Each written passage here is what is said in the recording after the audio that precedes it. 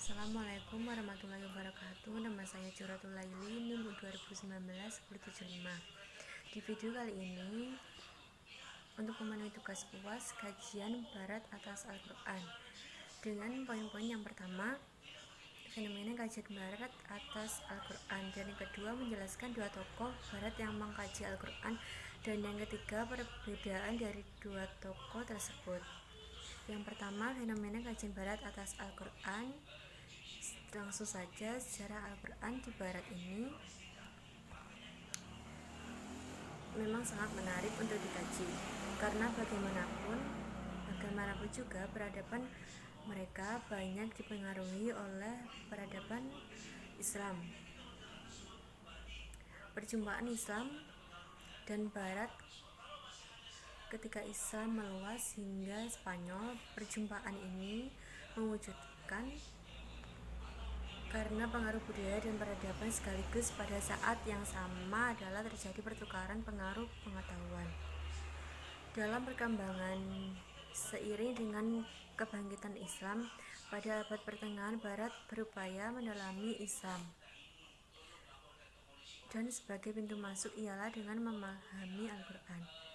Oleh karena itu, model kajian yang pertama dilakukan oleh Barat adalah penerjemahan Al-Quran ke bahasa Latin dan bahasa Eropa lainnya.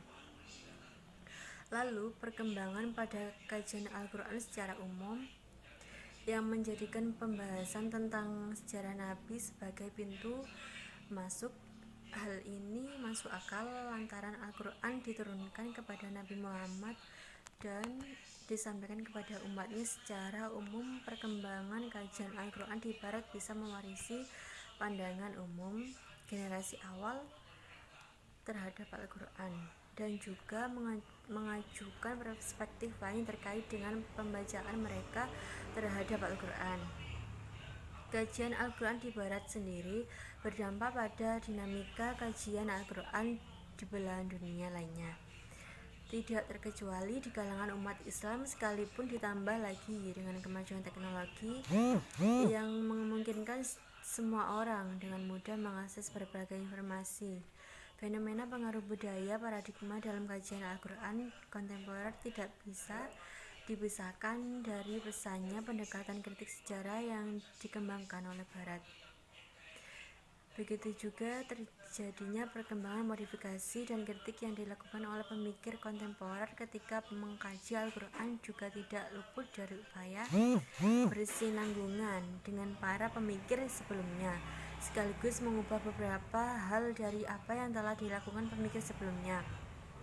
Oleh karena itu, diperlukan adanya keterbukaan sikap dalam upaya mengembangkan ilmuwan. Tidak terkecuali ilmu Al-Quran sendiri. Tentu saja keterbukaan yang dimaksud adalah keterbukaan yang disertai dengan sikap kritis.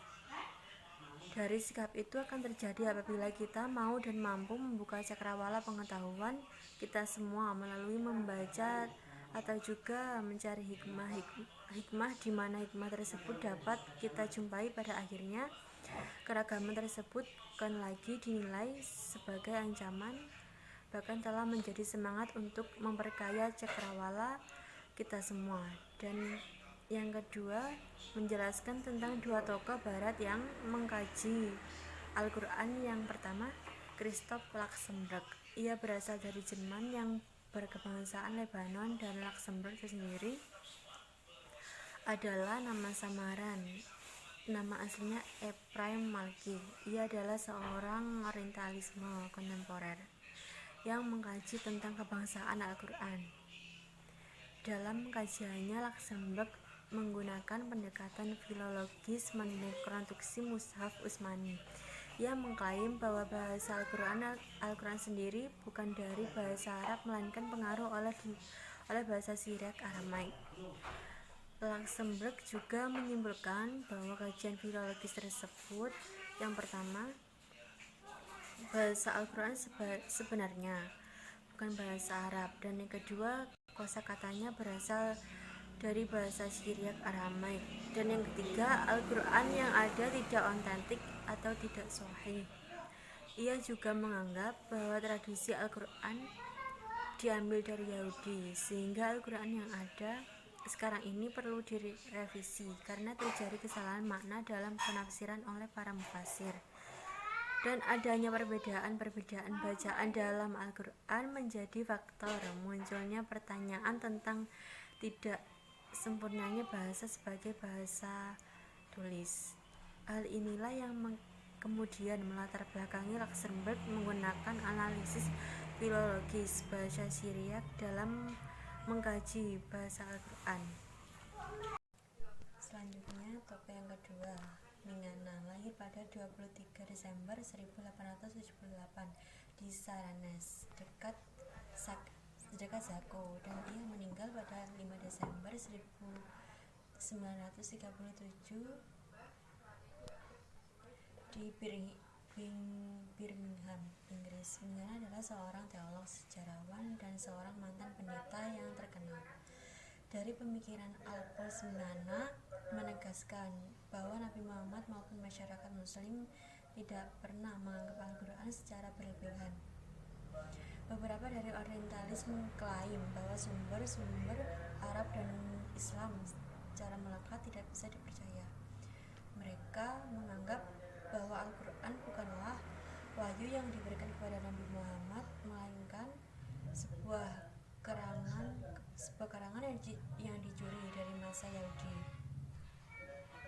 Alphonse Mingana mengatakan bahwa Al-Quran mempunyai hubungan yang kuat dengan Syria. Hal ini dibuktikan dengan adanya kosakata Syria yang dipinjam oleh Al-Quran. Bahasa Syria sendiri adalah bahasa Syria liturgi Kristen yang digunakan oleh orang-orang Kristen untuk menerjemahkan Bible. Dalam upayanya merekonstruksi Al-Quran, Alphonse Mingana melakukan penelitian pada manuskrip yang bernama Palimpsest. Manuskrip tersebut,